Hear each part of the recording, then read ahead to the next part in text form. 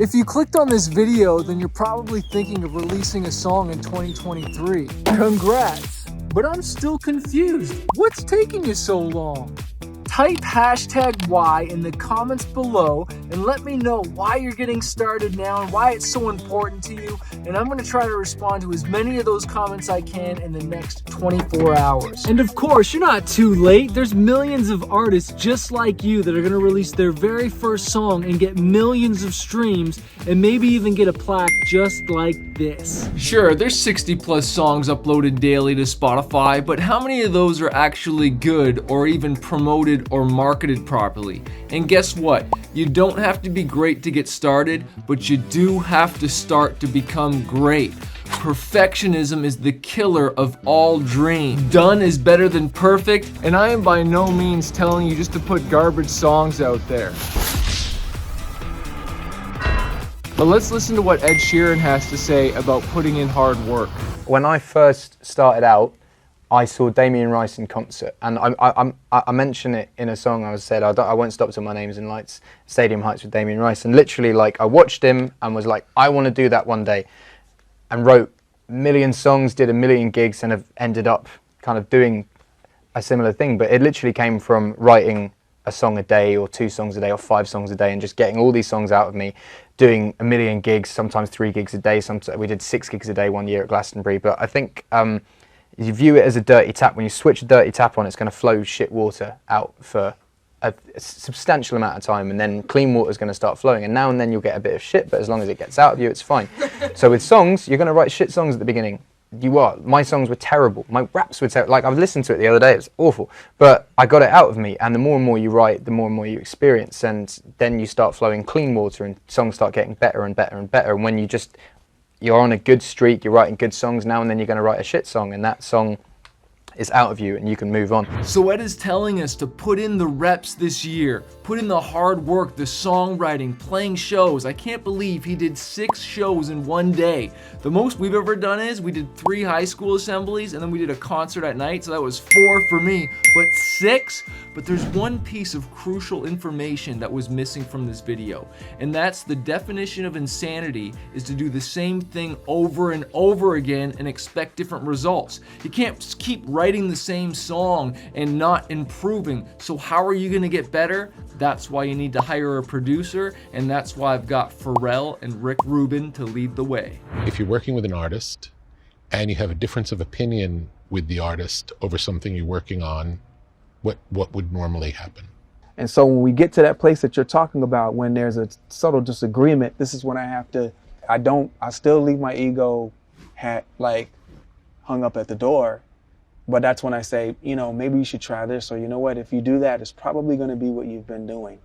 And my job is to nudge you, to poke and prod and pull you in places that you would not go so that you can get a different result.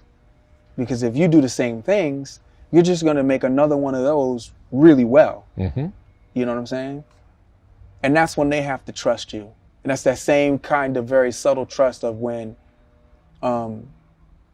someone says, oh, you snore in your sleep, but you're one of those people that doesn't snore and wake yourself up. You just snore in a certain hour or whatever. You just don't know. Yes. You know, it's one of those subtle things that you just got to trust, that someone sees something that you can't see. Yes. If you can find a producer this year that believes in you, that's gonna challenge you to rewrite your songs, try new melodies, do things that you've never done before, is gonna be your biggest asset.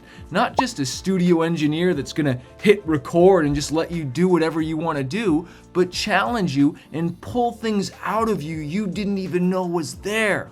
But how do you find a producer? Well, I'm going to show you right now on my screen how you can quickly find some producers in your genre of music, but wait to the end because there's still one important key that you need for success this year. Spotify is such an awesome resource, and if you just click on any album, I've been listening to this album by Sia, Every Day is Christmas, and if you click on the 3 dots beside the song and then you click on show credits, you can see who produced it. So I can see Greg Kurstin produced that. So I could quickly go to Google and look this person up.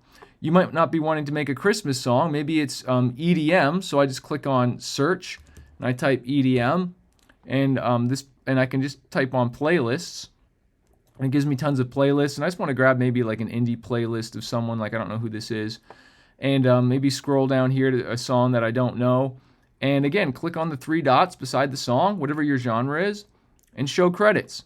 And who is this TMS or Future Humans? Like I don't know who that is. But then I go to Google and I type Future Humans producer and see if they come up, right?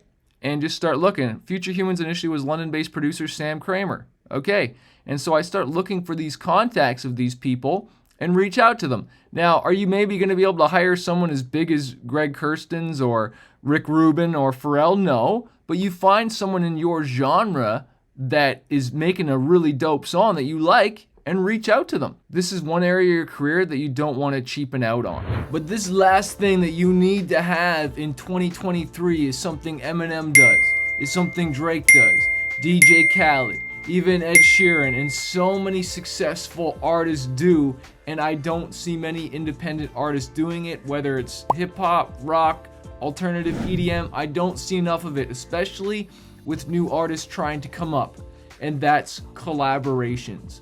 And why you need to do collaborations, specifically when you're trying to grow Spotify, YouTube, social media, it doesn't matter. It's because when you do a main feature collaboration, like if you go look up DJ Khaled, you'll see that Drake is a main feature. If you go to Drake's profile, you'll see that song Alive, or if you go to DJ Khaled's page on Spotify, you'll see that song Alive, and it's because it's a main feature, and both of their followers get notified when the song comes out. All right, when I do features and I get a main primary feature of an artist, I do that because I want to tap into all their monthly listeners. When someone goes to listen to them, I want my song showing up on their profile. And it also allows you, and I teach this in my Spotify challenge, you can both pitch it to the editorial playlists, right?